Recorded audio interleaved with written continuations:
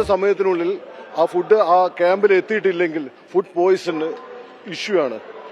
ക്യാമ്പിൽ നിൽക്കുന്ന ആളുകൾ അവിടെ തന്നെ സ്റ്റേ ചെയ്ത് ഫിസിക്കലി ആയിട്ട് ഒന്നുമില്ലാതെ നിൽക്കുന്ന ആളുകൾക്ക് വെളിയിൽ നിന്ന് ഫുഡ് കൊണ്ടുവരുന്ന സമയത്ത് ടൈം ஷெட்யூல் கீப் ചെയ്തിട്ടില്ലേ ஃபுட் பாய்சன் வருന്നുണ്ട്. கேரள மாநில ஹோட்டல் உரிமையாளர்கள் சங்கத்துடன் வயநாடு மாவட்ட நிர்வாகம் சேர்ந்து அமைத்துள்ள இந்த லைவ் கிச்சனில் வீரர்களுக்கு தரமான உணவு சமைப்பதை உறுதி செய்கின்றனர்.